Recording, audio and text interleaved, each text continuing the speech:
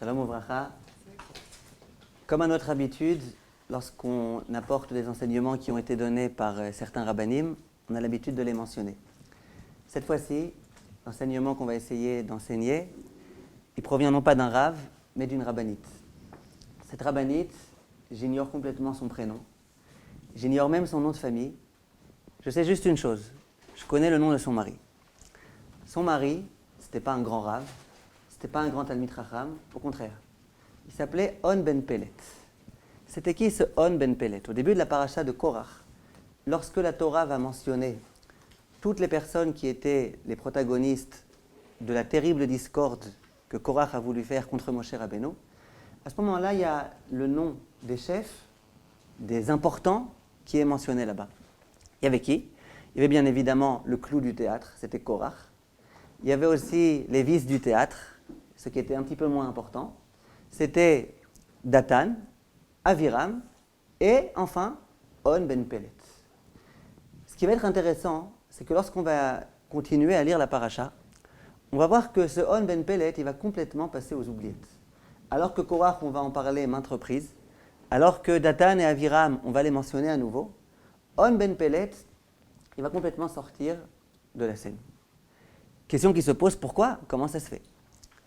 La Gemara dans Masechet Sanhedrin, page Kouftet, nous donne le secret. C'est une Gemara extraordinaire. Vous allez voir qu'est-ce qui s'est passé finalement avec ce On ben Pelet.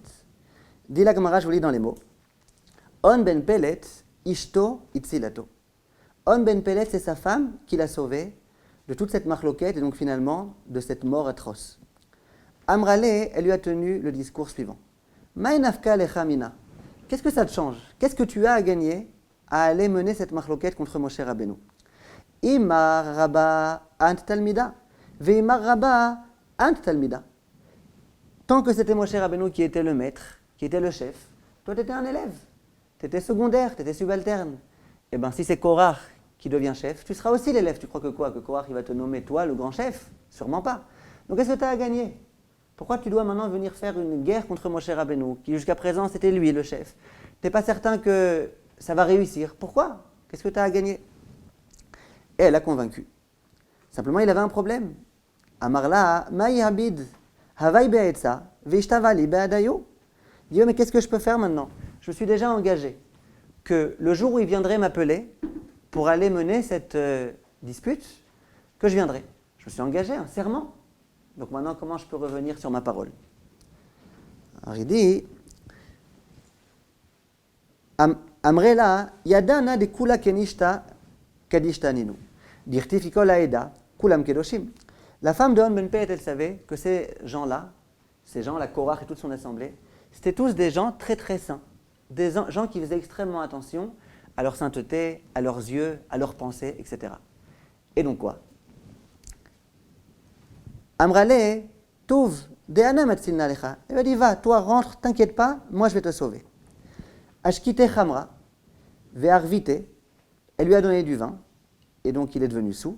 Ve'agnite Gavaï, elle l'a fait dormir à l'intérieur de la maison. Udva al-Baba, elle s'est assise sur la porte de la maison, à la porte.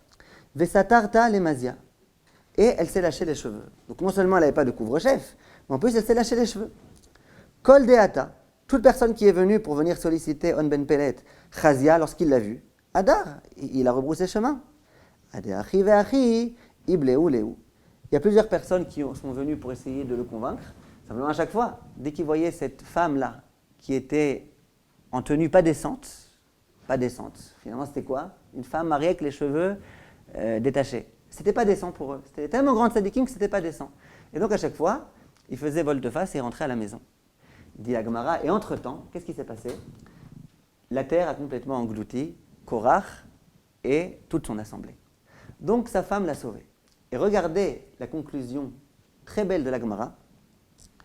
Chochmat nashim banta beta. Lorsqu'on va dire dans le passouk, dans Mishlei, que Chochmat nashim banta beta, les femmes elles ont une sagesse particulière. Et c'est grâce à cette sagesse qu'elles construisent des édifices. Zo ishto shel On ben Pelet. C'est la femme de On ben Pelet. Et la Gemara va continuer et dire, par contre, quand on dit Veivelet, Be'adata arseno, et les femmes qui ne sont pas intelligentes, au contraire, elles détruisent les maisons, Zo ishto shel Korach. Là-bas, la Gemara raconte exactement quel était l'argumentaire de la femme de Korach pour essayer de convaincre son mari à effectivement aller se battre contre Moshe Rabbeinu. Donc on voit ici ce qui s'est passé. Comment ça se fait que On Ben Pelet, on n'entend plus parler de lui?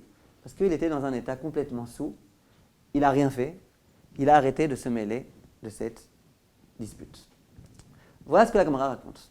Et la Gemara va dire, à ce même endroit, comment ça se fait qu'il s'appelait On Ben Pelet? Ça signifie quoi ce terme-là, On Ben Pelet? Dit la Gemara, On Sheyashav Be Aninut. Le terme On, il fait allusion à la Aninut. Aninut, c'est le deuil. Dans le deuil, il y a plusieurs phases.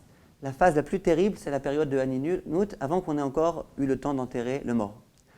On dit, lui, On, toute sa vie, il était en deuil. De quoi était-il en deuil? Dit Rashi, Sha'asat Tshuva al Shaya Imaem Trila Baetza. Toute sa vie, il s'est dit, mais c'est pas possible. Comment j'ai à un moment donné pensé aller faire une guerre contre Moshe Rabbeinu? Et toute sa vie, il s'en est voulu. Et toute la vie, il était en train de jeûner, il était en deuil, il se disait, comment un jour j'ai pu en arriver là? Comment ça se fait qu'il s'appelait Ben Pelet? C'est quoi ce Pelet? Dit la Gemara, Shena Asulo Pelaot. Il a eu le droit à des miracles. Cette femme-là qui est venue et qui l'a sauvé, c'était un véritable miracle. Voilà l'histoire de On Ben Pelet. Voilà ce qui s'est passé. Et on va essayer de comprendre la leçon extraordinaire que cette rabbinite-là, la femme de On Ben Pelet, de laquelle on dit Chochmat Nashim, c'était une femme très sage. Quelle est la leçon qu'elle va nous donner? Lorsqu'on parle de la sagesse féminine, de cette Chochmat Nashim, et qu'on étudie tous les écrits de nos maîtres, on voit qu'effectivement, les femmes, elles ont une sagesse particulière. C'est pas pour rien qu'on dit que lorsqu'on voit un grand homme, se cache derrière elle une grande femme. Parce que c'est sûr, si quelqu'un a pu grandir, c'est qu'il avait une femme qui était là pour le soutenir, pour le motiver, pour le stimuler, pour lui faire tout ce qu'il faut. Bien sûr, quand il y a aussi une grande femme, il y a aussi un grand homme derrière. Et parfois on l'oublie. Mais en tous les cas, la femme, elle a le pouvoir quelquefois de construire une maison. Pour ne prendre que l'exemple de Rabbi Akiva.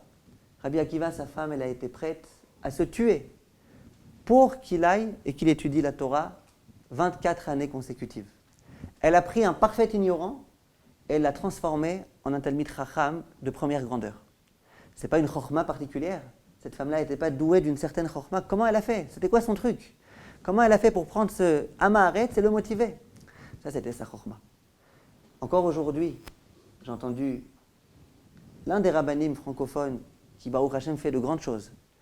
Et on m'a raconté qu'au moment où il s'est marié, c'était un acteur, c'était quelqu'un qui voulait commencer à faire du théâtre, il avait déjà commencé à faire quelques écoles, etc. Et le jour où il s'est fiancé, sa fiancée lui a dit, écoute, soit tu te donnes complètement à l'étude de la Torah, soit je ne suis pas d'accord de me marier avec toi. Une vraie Madame Rabbi Akiva. Et grâce à elle, son mari est devenu, peut-être pas Rabbi Akiva, parce qu'aujourd'hui on n'est pas à la dimension de Rabbi Akiva, mais un grand Talmid Chacham, qui jusqu'au jour d'aujourd'hui donne beaucoup de cours et fait de grandes choses. Ça veut dire que la femme, elle a quelquefois cette chokhma-là, qui lui permet de motiver son mari, de motiver ses enfants, et de construire des choses particulières. La femme, elle peut construire une maison, même quand elle n'est pas mariée. Elle peut construire ses amis, construire des proches. Il y a toute cette dimension-là de construction que la femme peut faire grâce à la chokhma particulière qui est la sienne. Comment ça se fait? D'abord, il y a écrit qu'elle a vraiment une chokhma particulière, qu'on le veuille ou non, bina yetera. Et en dehors de ça, avec sa compréhension des choses, avec sa finesse, avec sa tendresse, avec tout ce qui fait qu'une femme est une femme, elle a le pouvoir quelquefois d'attendrir les gens. Elle a le pouvoir quelquefois de convaincre les gens. La femme, elle est souvent pied à terre. La femme, elle n'est pas en train de chercher midi à 14h. Elle est logique. Elle ne se prend pas la tête pour essayer d'arriver à des conclusions fallacieuses. Elle est très logique. Et grâce à cette logique, elle peut réussir à faire de grandes choses. Lorsqu'on parle donc de cette dimension-là, de Chokhmat Nashim Banta Beta, vous imaginez un petit peu de quoi on parle. On parle d'une chokhma particulière. On parle de la femme de Rabbi Akiva. Et là, visiblement, cette Gemara, elle prend toute cette notion-là de Chokhmat Nashim, et elle la rabaisse complètement. Elle la rabaisse à qui? À la femme de On Ben Pelet. Si on réfléchit un tout petit peu à ce que cette femme-là a fait, est-ce que c'est une tellement grande chokhma? Pas du tout. Pourquoi? Elle a tenu un calcul mathématique très simple. Elle lui a dit, qu'est-ce que tu as à gagner? Dans tous les cas, tu n'es pas chef. Alors que tu sois dans le camp de Moshe Rabbeinu ou de Korach, en tous les cas, tu ne seras pas chef. Ce n'est pas très compliqué, c'est 1 plus 1. C'est vrai qu'il y a des gens qui ne savent pas très bien faire 1 plus 1. Par contre, qu'un jour, il y a un homme qui est rentré à la maison et a dit à sa femme, aujourd'hui, tu sais, j'ai économisé 6 shekels 50. Alors sa femme lui dit, c'est vrai, comment t'as fait? Il dit, je vais te raconter. La vérité, c'était pas mal cette histoire-là. Il dit, comment t'as fait? Il dit, j'ai été pour prendre mon bus. Et puis, au moment où je suis arrivé, il était vraiment en train, à la station. J'ai couru après, et malheureusement, les portes se sont fermées. Et puis, il a commencé à voyager. Alors, il dit, maintenant, moi, je ne suis pas laissé comme ça. Je dis, je vais courir, et je vais attraper la station d'après. J'ai couru. Bref, je suis arrivé à la maison finalement, et je ne suis pas monté dans le bus. Alors, sa femme, elle lui dit, tu n'es pas très intelligent, hein, parce que tu aurais dû courir après un taxi, et tu aurais économisé 50 shekels. D'accord? Il y a des gens qui font des cheshbonot mathématiques qui ne sont pas forcément toujours correctes. Mais en tous les cas, cette femme-là, en l'occurrence, elle est venue voir son mari. Elle lui a dit des choses très simples. Ce n'était pas quelque chose de tout à fait ingénieux. Et nous, on nous dit, chokhmat nashim, tu sais c'est quoi la chokhma de la femme? C'est de savoir faire 1 plus 1 égale 2. C'est un petit peu ridicule. Mais si on veut aller beaucoup plus loin que ça, si vous me demandez, est-ce que la femme de On Ben Pet était chachama? Si je ne connaissais pas cette Gemara, je vous aurais dit non seulement elle n'était pas chachama, mais elle était idiote, et ce n'était pas une femme religieuse, et ce n'était pas une femme spirituelle du tout. Pourquoi? Elle voit son mari qui ose aller faire l'impossible. Se battre contre Moshe Rabbeinu, contre le Gdol Ador. Vous savez comment c'est grave? Qu'est-ce qu'elle vient? Au lieu de lui dire, tu sais, tu n'as pas le droit de faire la guerre contre Moshe Rabbeinu. Même si Korach te promet monts et merveilles, peu importe, ne l'écoute pas. Et si tu es prêt à aller écouter Korach, moi, je ne me marie plus avec toi, je divorce. Comment ça se fait? C'est pas ça qu'elle lui dit. Elle lui dit, mon mari, tu as raison. C'est vrai que le kavod, c'est quelque chose d'important. C'est vrai que ça aurait valu d'aller faire une guerre contre Moshe Rabbeinu si au moins on te promettait beaucoup d'honneur. Simplement, Korach, t'inquiète pas, il ne te donnera pas d'honneur. Donc, tu n'as rien à gagner. On prend une femme qui tient un discours qui n'est pas du tout un discours religieux, c'est un discours tout à fait intéressé, et on ose dire de cette femme-là, Chokhmat Nashim Banta Beta, qu'est-ce qu'elle était sage, cette femme-là? Non, je ne suis pas d'accord, cette femme-là était pas sage, a priori. La Gemara le dit, il va falloir essayer de comprendre. Si on veut continuer un petit peu à réfléchir, a priori, il y a une question très forte qui se pose. On nous dit dans la Gemara, comment ça se fait qu'il s'appelait On? Parce que toute sa vie, il était en deuil. De quoi était-il en deuil? Il était en deuil d'avoir osé un jour mener une marloquette contre Moshe Rabbeinu. Moi, je ne comprends pas ce qui se passe ici. A priori, il aurait dû faire cette marloquette. Quelle est la raison pour laquelle il a évité cette marloquette? C'est grâce au discours de sa femme. Mais sa femme, qu'est-ce qu'elle lui a dit? Elle lui a pas dit c'est très grave ce que tu fais. La Gemara nous rapporte mot pour mot ce que sa femme lui a dit. Elle lui a pas dit comment tu oses faire une marloquette contre Moshe. Elle aurait dû lui dire, mais elle lui a pas dit ça. Elle lui a dit tu n'as rien à gagner. Donc si cet homme-là, il s'est laissé convaincre par sa femme, à quelle conclusion il aurait dû arriver? J'ai rien à gagner. Ce que j'ai fait, c'est pas grave. Il n'y a rien de dramatique à avoir osé mener une marloquette contre Moshe Rabbeinu. Simplement, j'ai rien à gagner. Donc, Baruch Hashem, il a arrêté cette marloquette. Baruch Hashem, il a été sauvé. Un point, c'est tout. Comment ça se fait que pendant toute la suite de sa vie, il va regretter? Comment ça se fait qu'un jour, j'ai osé faire une marloquette contre Moshe Rabbeinu? D'où il a eu cette conscience? Et si il était tellement désolé d'avoir fait une petite erreur de tactique, de ne pas avoir pensé à ce que sa femme lui a dit, tu n'as rien à gagner, on n'est pas en deuil pour ça. On n'est pas en deuil d'avoir un jour fait une petite erreur mathématique. Qu'est-ce qui se passe ici? Comment comprendre ce qui se passe ici? Alors en fait, j'aimerais vous dire une petite introduction. Cette semaine, il y a un élève qui m'est très cher, qui me suit de la France sur le site, qui m'a téléphoné. Il me pose à chaque fois des questions toujours très intelligentes. Cette fois-ci, c'était la question peut-être la plus intelligente qu'il a pu me poser. Il me dit, Rav, comment on fait pour moins fauter? Comment on fait? Moi, j'aimerais bien fauter beaucoup moins. Comment on fait pour moins fauter? Alors, Baruch Hashem, j'avais une réponse toute prête. Je n'avais pas maintenant 2 heures pour lui expliquer tout type de choses. Je lui ai dit, il y a sur le site, Torah Academy, 2 cours. L'un sur la parashat Noach, comment vaincre son Yetzer Hara, et l'autre sur la parashat Vaishlach. Il m'a dit, très bien, merci. Cette discussion a duré 1 minute. Il m'a rappelé quelques jours après, et je lui ai dit, alors, c'était intéressant les cours? Il me dit, la vérité, vous donnez des très bons conseils auxquels je n'ai jamais pensé.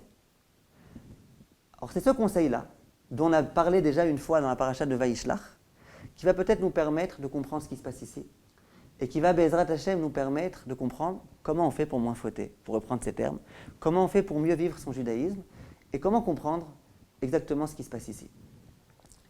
Quel est ce conseil? Mais avant tout, il faut poser encore une question. Chazal nous disent que Korach, il était intelligent. Korach pikea chaya. Rashi sur place nous dit, Korach c'était un homme intelligent. Moi je pose une question. Comment un homme intelligent peut se permettre de venir faire une guerre contre Moshe Rabbeinu? Comment accepter une telle idée? En plus, Korach et toute son assemblée, il n'était pas qu'intelligent, c'était un grand sadique. Au jour d'aujourd'hui, je ne connais pas grand monde qui ne serait pas entré dans la maison de On Ben Pellet sous prétexte que sa femme se trouve à la porte avec les cheveux lâchés. Je ne connais pas grand monde. Les personnes qui se promènent dans la rue, dans les rues même de Beit Vagan, ça veut dire qu'elles ne sont pas arrivées à cette dimension-là. C'est vrai. Il y en a des femmes mariées qui sont avec les cheveux lâchés. Là, il n'y a pas de problème de yichoud. Elle était à la porte. La porte était ouverte. Il pouvait très bien rentrer et aller appeler cet homme-là. Non, on ne s'approche pas. On ne rentre pas dans les difficultés, on ne rentre pas dans les épreuves. On s'écarte de tout. Regardez un petit peu, appréciez un petit peu la grandeur de ces hommes-là. Comment des hommes d'une tellement grande dimension, spirituelle, morale, ont été capables, du pire, d'aller faire une marloquette contre Moshe Rabbeinu? C'est incompréhensible. Vraiment incompréhensible. Quelle est la réponse? La réponse est une Mishnah dans Pirkei Avot, dans laquelle on nous dit, elle est connue entre tous, cette Mishnah, Akin'a ve'ata'ava ve'akavod, motzi'in et ha'adam min ha'olam. La kin'a, la jalousie. La ta'ava, le fait de sans arrêt avoir des désirs et de vouloir les assouvir. Ve'akavod, et l'envie d'être toujours honoré. Motzi'im et ha'adam, ça sort l'homme, littéralement, min ha'olam, de ce monde. Ça veut dire quoi? Que l'homme, il sort du monde. Ça veut dire qu'il est complètement sorti. Il ne vit plus dans la réalité du monde dans lequel il est. Un peu comme une personne qui est saoul. Une personne qui est ivre, elle n'est pas consciente de la réalité dans laquelle elle vit. Et bien, il y a des gens qui vivent dans un monde déterminé, mais qui sont en dehors de ce monde, qui sont sortis de ce monde. C'est qui? C'est les personnes qui vivent dans Kin'a, Ta'ava et Kavod. Pour prendre juste quelques petits exemples. Le Kavod, par exemple. On a dit la semaine dernière que les Meraglim, alors qu'ils sont venus en Eretz Israël, qu'ils ont vu une terre tellement belle, comment ça se fait qu'ils sont venus avec un tellement mauvais état d'esprit? Qu'ils ont été prêts à parler en mal de cette terre tellement belle. Ils ont vu des miracles là-bas qui étaient censés les rappeler à l'ordre, rien du tout. Comment ça se fait? Le Messiah Yesharim disait la semaine dernière qu'ils étaient frappés par la maladie gravissime qui est le kavod. Ils avaient envie d'avoir leur rôle social conservé, et ça a fait qu'ils sont complètement sortis du monde. Il y a une réalité, il y a une belle terre. Oui, non, mais nous, il ne faut pas qu'on rentre dans la terre. Donc on ne voit plus rien, on est complètement aveugle. On voit aussi quelquefois, le Rav Ben Zion Abba Shaul dit, quelquefois il y a des gens, par exemple, quand on organise un dîner de gala, il y a quelquefois des très très grands rabbanim qui viennent. Et les grands rabbanim, on les assoit en table d'honneur. Quelquefois, il y a des donateurs qui disent, regardez, moi je suis prêt à donner vraiment beaucoup d'argent, mais à une condition, que vous m'asseyez à côté du grand rabbin un tel. Il n'y a pas de problème. Il n'y a pas d'interdiction à t'asseoir à côté d'un grand rave. En plus, tu es un homme honorable, tu es un homme qui donne, tu es un homme de tzedaka. Il n'y a pas de problème. Dis le Rav Abba Shaul, mais souvent, qu'est-ce qui se passe? Les gens, ils se moquent un petit peu de lui. Ça veut dire quoi? Tu demandes, tu es prêt à donner de l'argent que si on t'assoit à côté d'eux. Et tous les gens qui l'entendent dire ça, eh ben, ils se moquent un petit peu de lui. Et tous les gens qui voient des grands rabbanim assis, et à côté quelqu'un qui ne sait pas lire quelquefois, eh ben, c'est un petit peu risible. Oui, mais lui, il voit les gens rire, et il est complètement imperméable à ça. Comment ça se fait? Dit le Rav Abba Shaul. Aujourd'hui, j'ai fait un mifran, il y avait un mifran pour des élèves. Alors, il y en a une, elle m'a écrit, comment elle m'a écrit? L'opinion du Baba Shaul. D'accord? Alors, je lui ai dit, c'était pas un baba, c'était un Rav, c'était... D'accord? Donc, le Rav Abba Shaul, il dit, qu'est-ce qui se passe ici? L'homme, il est tellement pris dans son envie d'être honoré, d'être assis à côté du Gadol, à côté du Rav Ovadia Yosef, il est tellement pris dans ça, qu'il est imperméable à tout ce qui se passe autour de lui. Il est en dehors de la réalité. Les gens, ils se moquent de lui, mais lui, au contraire, il veut tellement du kavod qu'il obtient un contre-kavod. Mais c'est comme ça que ça marche. Au sujet de la ta'ava, le Midrash nous raconte qu'il y avait un homme c'était un alcoolique. Il buvait beaucoup d'alcool, à chaque fois il se mettait dans des états pas possibles. Et ses enfants, ils souffraient beaucoup de ça, ils avaient honte. Un jour, ses enfants étaient dans la rue et ils ont vu une scène atroce. Ils ont vu un clochard qui avait bu énormément d'alcool, qui était par terre comme ça en train de faire des galipettes dans la gadoue, et les enfants qui étaient autour de lui en train de l'insulter, de lui jeter des cailloux, de se moquer de lui. Et ces enfants, ils se sont dit, peut-être que si on montre cette scène à notre père, alors qu'il n'est pas complètement sous, peut-être qu'il comprendra la réalité dans laquelle il se met au quotidien. Peut-être que grâce à ça, il arrêtera de boire. Et effectivement, ils vont appeler leur père. Papa, il y a quelque chose, il y a vraiment un spectacle là impressionnant à regarder. Le père, il vient et il voit ce clochard dans cette déchéance-là.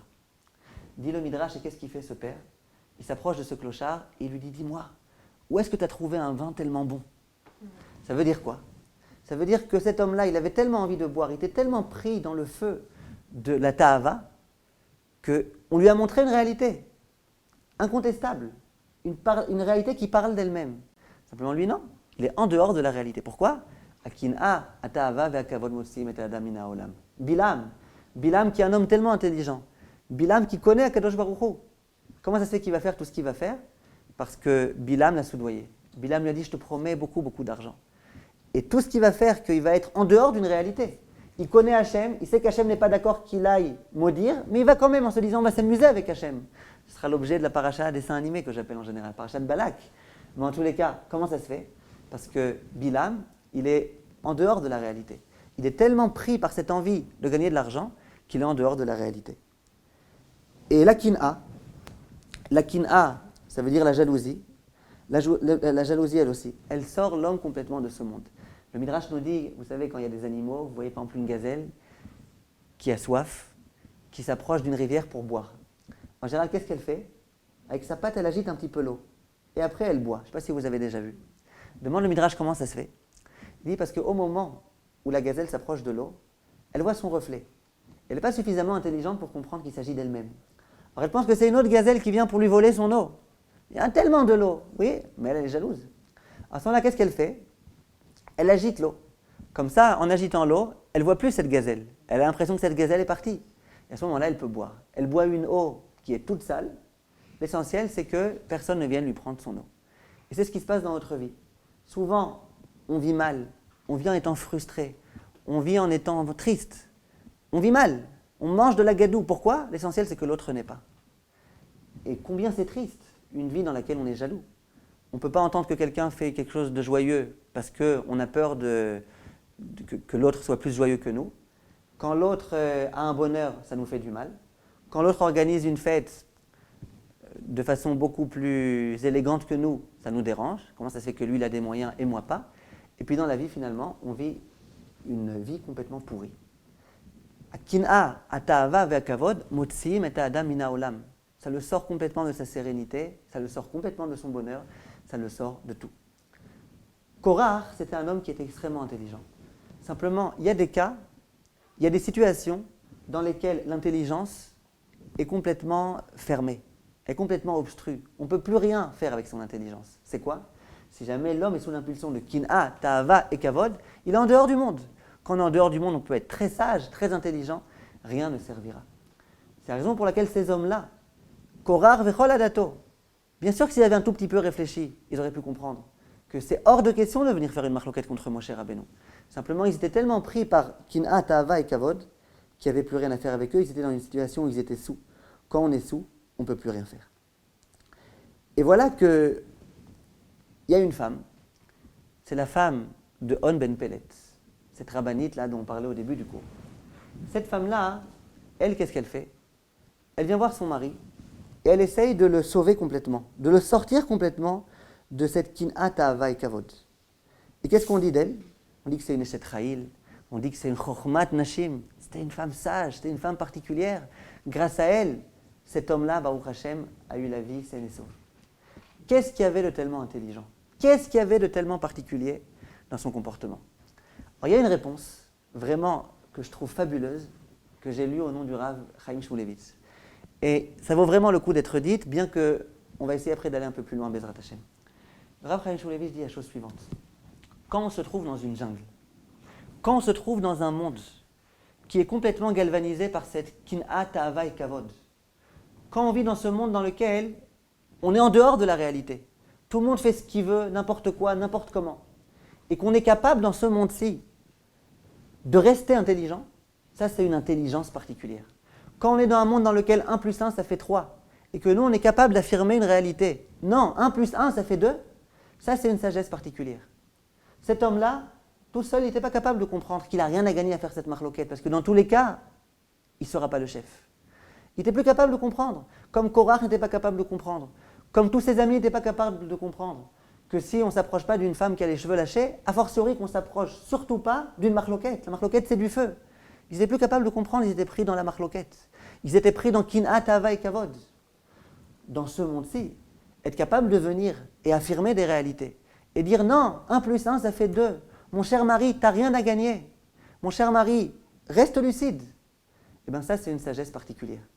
Quand au jour d'aujourd'hui, dans le monde dans lequel on vit, qui est un monde dans lequel il n'y a plus de Emouna, qu'on ait le courage de le dire, qui est un monde dans lequel malheureusement les gens ils s'habillent n'importe comment, qui est un monde dans lequel les gens ils font n'importe quoi, les personnes qui osent dire leur vérité, qui osent se comporter selon leurs principes et selon la vérité de la Torah, eh bien ça c'est une sagesse extraordinaire. C'est pas à peine de dire des grands chidushim, c'est pas à peine d'affirmer des grands chidushim, il suffit d'affirmer une réalité dans un monde qui est complètement à l'ouest pour que cette réalité ce soit une sagesse. Et c'est de cette façon-là que Rav Chaim Shmulevitch explique la sagesse particulière de la femme de On Ben Pellet. C'était pas grand-chose, c'était un petit calcul. Oui, mais quand on vit dans une jungle, quand on vit dans un monde qui est tellement loin de tout ça, ce petit calcul-là, c'était déjà une sagesse. Être capable de ne pas aller avec le courant, aller à contre-courant, c'est souvent une sagesse particulière. Mais j'aimerais, Bezrat Hashem, essayer d'aller un petit peu plus loin. La femme de On Ben Pellet, à mon avis, elle a vu que son mari était dans une situation désespérée. Elle savait qu'il était pris dans ce tourbillon-là, dans ce cercle vicieux qui est celui de Kin'at, Tava et Kavod. Elle savait qu'il avait perdu toute lucidité. Elle savait que c'était quasiment fini avec lui. À ce moment-là, elle s'est dit, mais c'est quand même mon mari, je l'aime. Il faut que je fasse quelque chose. Qu'est-ce que je vais faire pour pouvoir essayer de le sauver? À ce moment-là, elle s'est dit, si jamais je viens le voir et que je lui tiens le discours religieux, le discours spirituel des gens qui viennent faire la morale, et que je lui dis, mais tu sais, c'est grave ce que tu fais. Quoi? Tu vas se faire une marloquette contre Moshe Rabbeinu? Mais c'est interdit. Tu vas aller droit à l'enfer. Et si tous les matins elle le réveillait en lui mettant la cassette Moshe Emet, Vetorato Emet, elle savait qu'elle n'avait aucune chance. Pourquoi? Quand on a un homme qui est dans ce tourbillon-là impossible, quand on a un homme qui est en dehors de la réalité, eh bien cet homme-là, on vient lui faire la morale, ça ne marchera pas. Ça ne pourra pas marcher. À qui tu parles? Dès qu'il va m'entendre faire la morale, il ne voudra pas m'entendre. Pourquoi? Je vais lui dire arrête de faire la marloquette. Il va dire mais attends, toute ma vie maintenant c'est la marloquette, toute ma vie c'est le kavod. Et tu me dis arrête de faire le kavod, arrête de vouloir le kavod. Mais on ne peut même pas parler ensemble. On est dans une autre galaxie. Elle savait que ce n'était pas le discours qui pourrait marcher. Qu'est-ce qu'elle va lui dire? C'est soit tu arrêtes tes bêtises, soit je demande le divorce. Demande le divorce. Quand un homme est dans cette situation-là, il perd complètement le contrôle, la maîtrise de lui-même. Tu veux divorcer, divorce. L'essentiel étant qu'il puisse accéder à Ta'ava, Kina et Kavod. Elle s'est demandé, cette femme, qu'est-ce que je vais pouvoir faire pour le sortir de cette situation-là, tellement dramatique. Et à ce moment-là, elle a eu une idée ingénieuse. Elle s'est dit, au lieu de jouer la femme qui va faire la morale, je vais aller dans son sens. Je vais parler un discours qu'il est capable de comprendre. Elle va lui dire, regarde, mon cher On, tu aimerais bien accéder à un titre important, à un rôle important? Tu as raison, je suis d'accord avec toi. Il n'y a rien de plus important que ça. Tu veux du kavod, mais tu as raison, avec plaisir. Regarde, je vais t'aider. Viens, on réfléchit ensemble. On va faire une petite réunion là d'affaires. Comment faire, Be'ezrat Hashem, pour que tu accèdes à un maximum de kavod? S'il faut pour ça qu'on écrase Moshe Rabbeinu, t'inquiète pas, on le fera. Viens, on réfléchit. Qu'est-ce qu'on va faire pour accéder à ce kavod qui est tellement important? Déjà là, quand elle tient ce discours, On, il est prêt à entendre. Il voit quelqu'un qui parle son jargon. Il voit quelqu'une qui le comprend. À ce moment-là, il dit, c'est vrai, tu es prête à m'aider? Toi qui es une femme tellement intelligente, vas-y, dis-moi. Et là, elle lui dit, attends une seconde. D'aller faire une marloquette contre Moshe, je ne pense pas que ça vaut le coup. On va essayer autre chose, t'inquiète pas, on va essayer autre chose. Mais marloquette contre Moshe, ça ne vaut pas le coup. Pourquoi? Ben regarde, qu'est-ce que tu as à gagner? Tant que c'est Moshe Rabbeinu qui est le chef, tu es un serviteur. Quand ça sera Korach, tu seras aussi un serviteur. Alors qu'est-ce que tu as à gagner? Et là, ça a marché. Ce discours-là, il a fait son chemin, il a percuté son cœur. Pourquoi? Parce qu'il n'a pas bouché ses oreilles. Qu'est-ce qui lui a permis de ne pas boucher ses oreilles? C'est de comprendre qu'il y a quelqu'un qui va dans son sens, qui le comprend et qui a envie de l'aider dans cette dynamique-là. Cette femme-là, on peut dire à mon avis, que ce comportement qu'elle a eu, un grand chidouche, pour une femme spirituelle, de tenir ce genre de discours, de tenir ce discours hypocrite, c'est extrêmement difficile. Ça, c'était une chorma, à mon avis, exceptionnelle. Ça a été la chorma de la femme de On Ben Pellet. Pourquoi c'est, à mon avis, extrêmement important? Tout d'abord parce que, aujourd'hui, quand on a envie de dissuader les gens de faire le mal, c'est ce qu'on leur dit. On dit c'est assourd, c'est pas bien, tu sais, tu vas aller droit au Gehinnom, et sans arrêt, on aime bien brandir l'arme du Gehinnom, ça passe bien. Ça passe très bien. Dernièrement, là, dans toute la communauté française, on a brandi, il y a quelqu'un qui a dit qu'il va y avoir des graves xérotes contre le peuple juif, et les Français, ils adorent ça. Les Israéliens, ils n'ont pas entendu parler de ça. Même ceux qui sont vraiment dans In, ils n'ont rien entendu. Mais les Français, je suis sûr que vous avez tous entendu parler de ça. Non? Je me trompe. Bon, Baruch Hashem. En tous les cas, aujourd'hui, c'est ça. Aujourd'hui, on aime bien faire peur aux gens. Et les gens, ils sont tous là comme ça, en train d'essayer d'écouter. C'est vrai, machin. Alors, c'est qui? C'est Daesh, c'est Hamas, c'est Hezbollah. En tous les cas. Tout ça pour vous dire que c'est pas ça le discours que la femme de On Ben Pellet, elle lui a tenu. Elle lui a dit, ça vaut pas le coup. Tu n'as rien à gagner. Et c'est de cette façon-là qu'elle a réussi à lui faire prendre conscience de ce qu'il était en train de faire. Elle ne lui a pas encore fait prendre conscience que c'est très grave ce qu'il fait. Mais au moins, elle l'a écarté de la faute, ce qui était déjà pas mal. C'est ça qui l'a sauvé, dans un premier temps.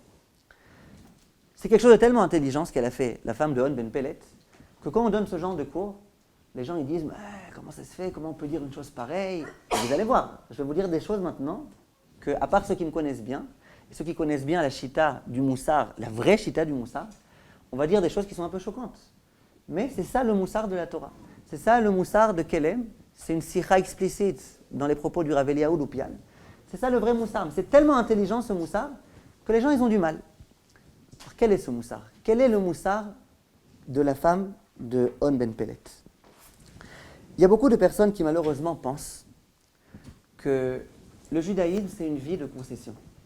Ça veut dire, il faut mettre les choses au clair.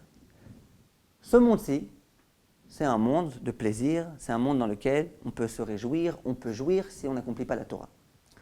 Et si on n'accomplit pas la Torah, le monde futur, c'est un enfer.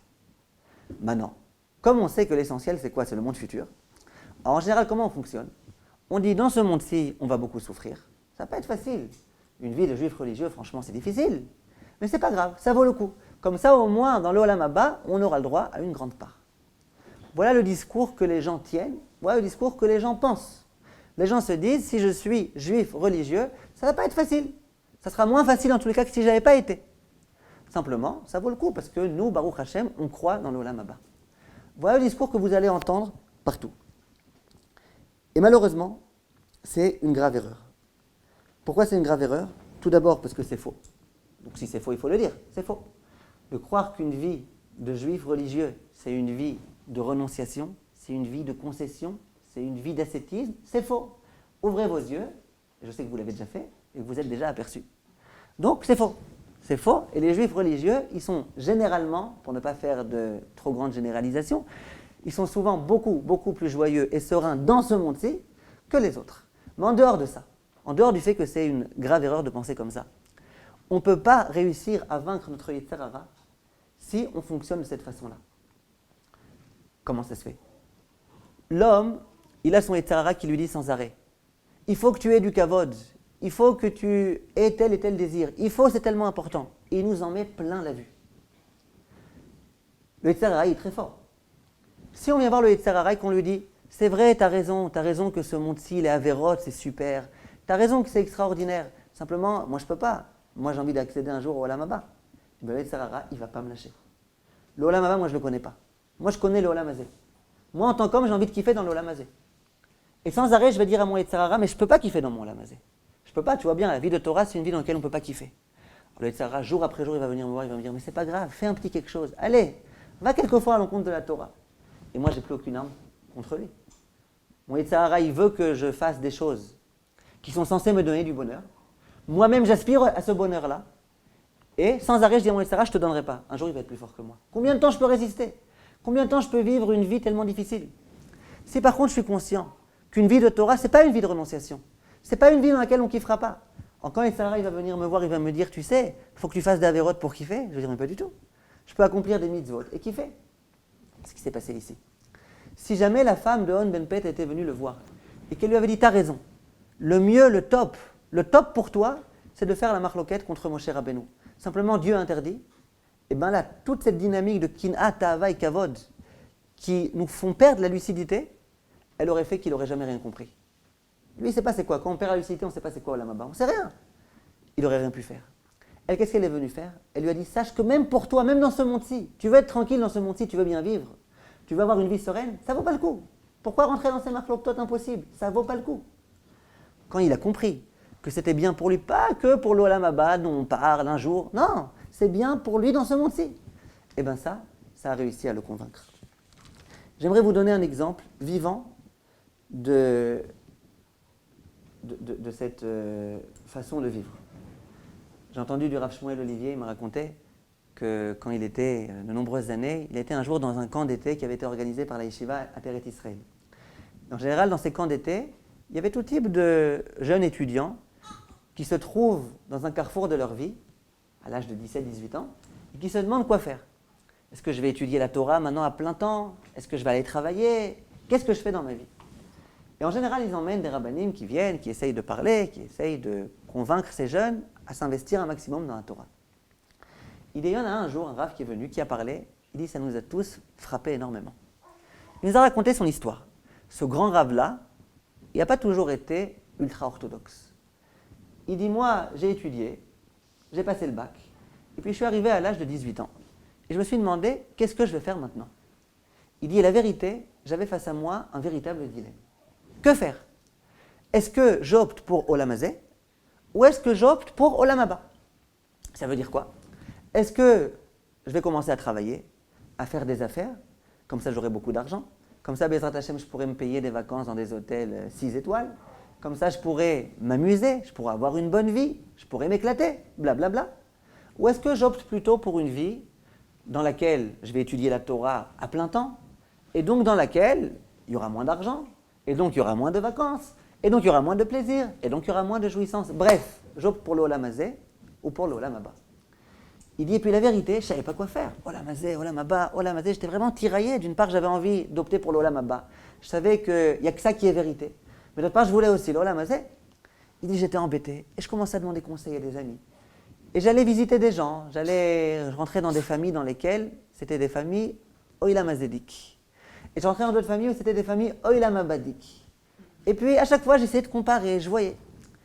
Et puis un jour, je me suis aperçu que tout ce dilemme était inexistant. En tous les cas, il était mal formulé. L'équation était mal posée.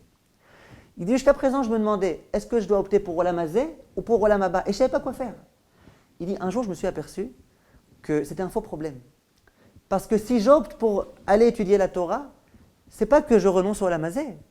Moi, je connais des familles, disait ce Rav. J'ai vu des familles dans lesquelles ils sont complètement dans la Torah. Quel plaisir, quelle harmonie à la maison, quelle joie.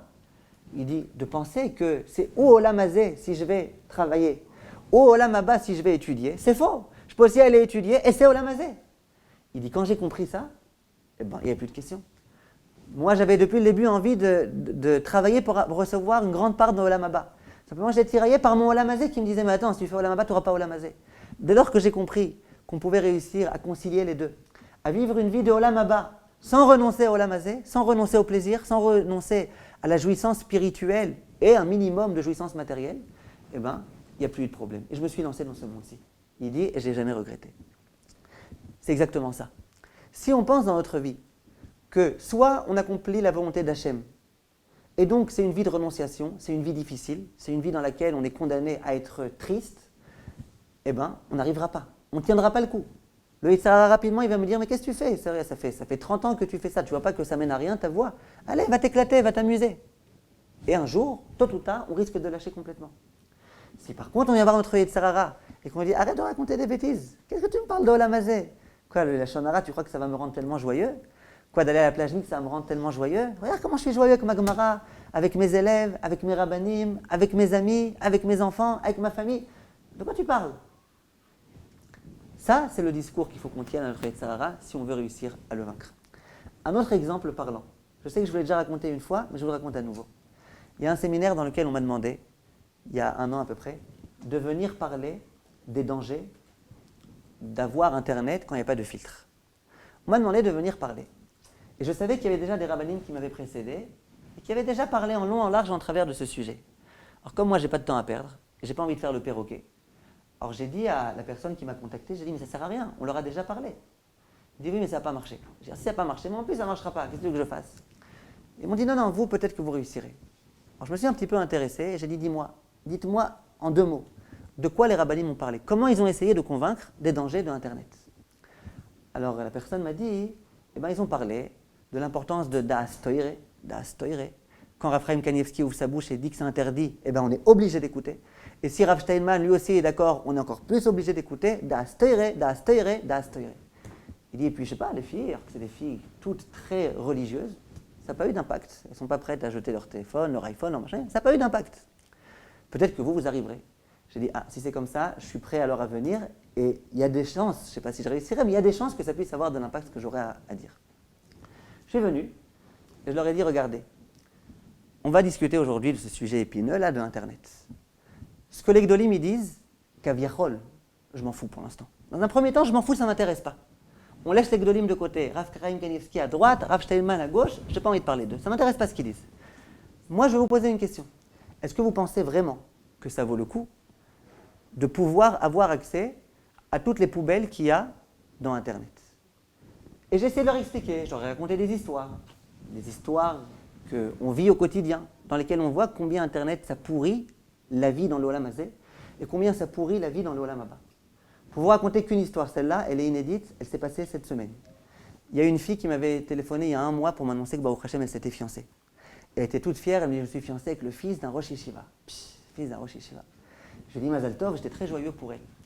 Elle m'a appelé et elle me dit, donc 1 mois après, elle me dit, Rav, vraiment, j'ai beaucoup de doutes. Je lui ai dit, pourquoi? Tu m'as dit que c'était un bon bachour et tout. Elle me dit, j'ai un véritable doute. Je lui ai dit, qu'est-ce qui se passe? Elle me dit, un jour, je me trouvais donc avec lui, et j'avais besoin d'envoyer un mail urgent à quelqu'un. Et je lui ai dit, tu peux me prêter s'il te plaît ton iPhone, que j'envoie un email. Et lui, je l'ai senti comme ça, super anxieux. Il me dit, non, non, surtout pas, non, non, non. Il a caché son iPhone dans la poche. C'est quelque chose quand même de bizarre. Je lui ai dit, prête-moi, c'est pas grave, c'est rien, c'est vraiment un mail comme ça, tout simple, il n'y a rien de secret. Il dit, non, surtout pas, surtout pas, surtout pas. Et il a caché comme ça encore plus profondément, il a presque trouvé sa poche. Alors elle lui dit, mais dis-moi, qu'est-ce qui se passe? Bref, elle l'a obligé à avouer. Qu'est-ce qui s'est passé? Il y a environ 1 mois. Ça veut dire au moment justement où il était en train de se fiancer. Et là, je vous demande d'accrocher votre ceinture parce que malheureusement, c'est le monde dans lequel on est. Il a été s'inscrire à un site. Ce site, c'est un site de rencontre pour les gens mariés. Un site de rencontre, c'est la première fois de ma vie que j'entendais un truc pareil. Et j'espère que c'est la dernière fois de ma vie. Un site de rencontre pour les gens mariés. C'est-à-dire que les hommes mariés qui ne sont pas très contents de leur femme, ils peuvent s'adresser à des femmes mariées qui ne sont pas très contentes de leur mari. Tout comme ça, en secret, en machin. Voilà. Ah, maintenant, elle me dit, et lui, il n'est pas marié.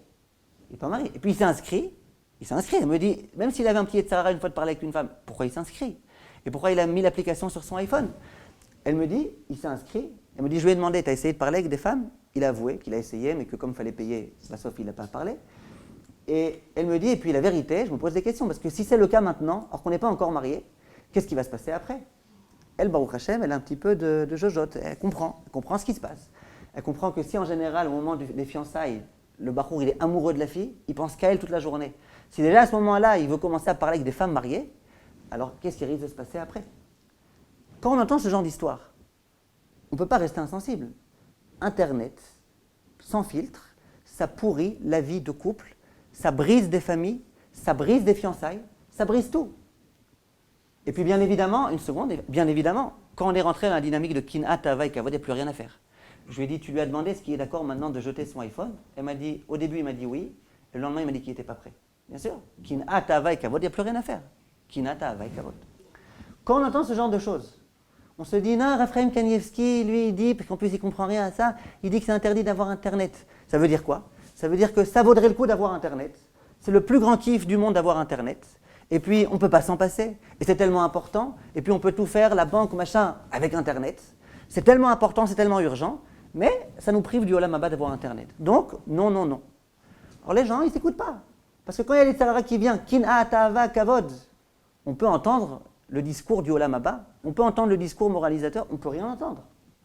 Quand par contre, ce qu'on vient faire, on vient dire, laisse tomber le Olam Haba. Tu ne sais pas c'est quoi le Olam Haba, moi non plus, on n'en sait rien. On ne sait pas très bien c'est quoi le Olam Haba. Nous, on sait c'est quoi le Olam Hazé. Dans le Olam Hazé, sache que tu te pourris ta vie. Sache que tu pourris la vie de tes enfants. Cette semaine encore, mais je vous promets, cette semaine c'était hier. Hier, une femme qui m'a téléphoné avec son fils, qui étudie en plus dans un Talmud Torah, qui maintenant est rentré dans toute cette dynamique-là de Facebook et WhatsApp, etc. C'est un enfant qui est diabétique, et sa mère, elle a voulu lui confisquer le portable. Il lui dit, maman, si tu me confisques, moi je mange des kilos de sucre. Et il l'a fait en plus. Ces trucs-là, ça pourrit la vie. Ça pourrit la vie des enfants, ça pourrit la vie des parents, ça pourrit les relations, ça pourrit tout. Moi, je suis venu dans ce séminaire. Je leur ai tenu le discours, je leur ai dit, regardez, je ne viens pas en tant que rave, je ne viens pas en tant qu'homme spirituel, j'enlève ma cravate si vous voulez, je viens en tant que, c'était des filles, je ne pouvais pas leur dire ça, mais je leur ai laissé comprendre, je viens en tant qu'ami. Je suis votre ami et je vais vous donner maintenant un conseil d'ami. Venez réfléchir, est-ce que ça vaut le coup ou pas? Je leur ai raconté plein d'histoires, là je vous ai raconté une histoire que je n'ai pas pu leur raconter parce que ça m'est arrivé cette semaine. Je leur ai raconté plein d'histoires. Et finalement, elles sont sorties convaincues.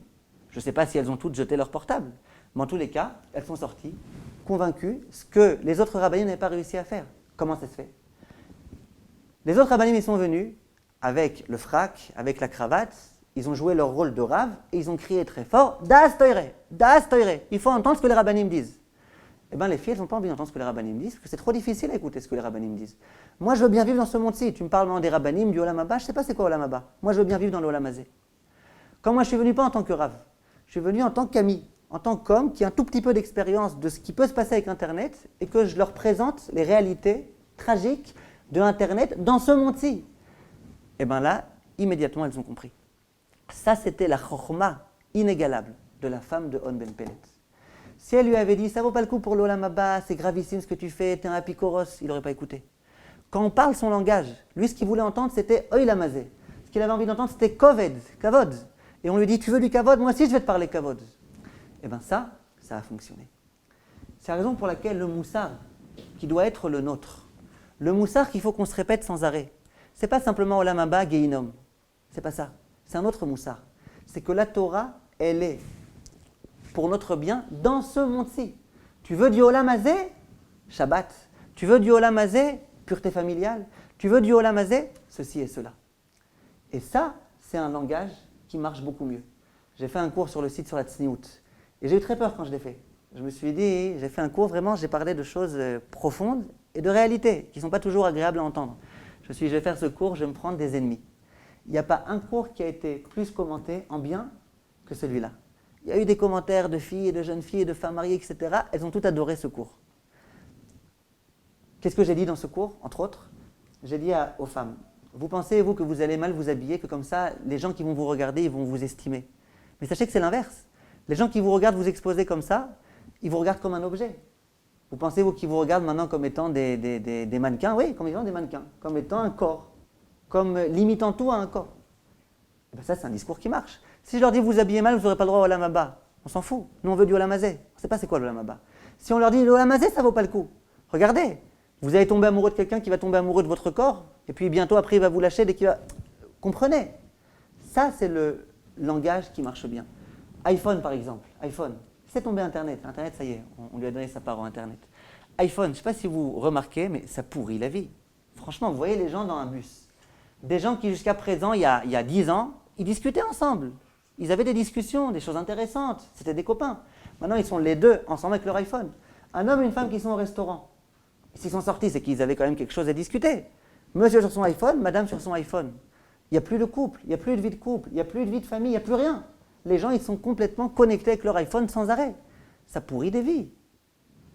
Je connaissais quelqu'un, il avait eu un accident cérébral. Et puis, il avait été voir son médecin. Et son médecin, il lui a dit, écoutez, il faut absolument que vous arrêtiez avec votre non, pas cérébral, un accident cardiaque. Il faut absolument que vous arrêtiez avec votre téléphone. À l'époque, il n'y avait pas encore d'iPhone. C'était il y a quelques années, il y a 10 ans. Et il lui a dit, il faut absolument que vous arrêtiez avec votre téléphone portable. Il lui dit pourquoi? Il lui dit, je sais que vous êtes stressé, vous êtes trop stressé avec votre téléphone, sans arrêt vous attendez des coups de fil, vous êtes trop stressé, il faut que vous arrêtiez. Et quand il m'a raconté ça, il me dit, la vérité, il a raison le médecin. Il dit, tu ne sais pas combien de fois par jour je mets ma main dans la poche pour voir si le téléphone n'a pas vibré. Et il n'a pas vibré. J'ai tellement envie qu'il vibre qu'on n'est plus connecté avec nous-mêmes, on n'est plus connecté avec la réalité. Ça a été la sagesse extraordinaire de la femme de On Ben Pellet. Elle était capable de dire, moi je ne suis pas une femme religieuse, moi je ne suis pas une femme spirituelle, moi je te parle terre à terre. Tu veux gagner, tu gagneras rien. Tu penses qu'en faisant des avérotes, tu gagneras rien. Tu penses qu'en faisant pas de mitzvot, tu gagneras rien. Tu penses que les mitzvot, elles te font perdre, elles te font rien perdre. Fais un calcul évident. Ça a été sa chorma. C'est la raison pour laquelle on a posé la question, on dit c'était tellement chacham. Ah, la vérité, c'est une chorma. Alvaï que maintenant qu'on a essayé d'expliquer ça, on soit capable de comprendre la finesse et la profondeur qu'il y avait dans ce que cette femme-là a fait. Juste pour finir. Lorsque cette femme-là a été capable de démolir toute cette dynamique de kin'at, ava et kavod, c'est ce qu'elle a réussi à faire. Vous êtes d'accord avec moi? Elle a réussi finalement à détruire ça. Elle a dit à son mari, regarde, tu veux du kavod, eh bien sache que dans ce cas précis, tu n'en auras pas du kavod. Parce que dans tous les cas, tu n'as rien à gagner. Donc toute cette envie de kavod là, elle s'est arrêtée. Quand le kavod s'arrête, l'homme, qu'est-ce qu'il retrouve immédiatement? Sa lucidité. On Ben Pellet, c'était un homme très intelligent. Qu'est-ce qui a fait qu'il a perdu toute sa lucidité, qui a été prêt à faire une marloquette contre Moshe Rabbeinu? C'était l'envie de kavod. L'envie de kavod, elle sort l'homme de ce monde. Dès qu'il n'y a plus cette envie de kavod, il comprend qu'il n'a rien à gagner. Qu'est-ce qui se passe? Il réatterrit. Il réatterrit dans le monde.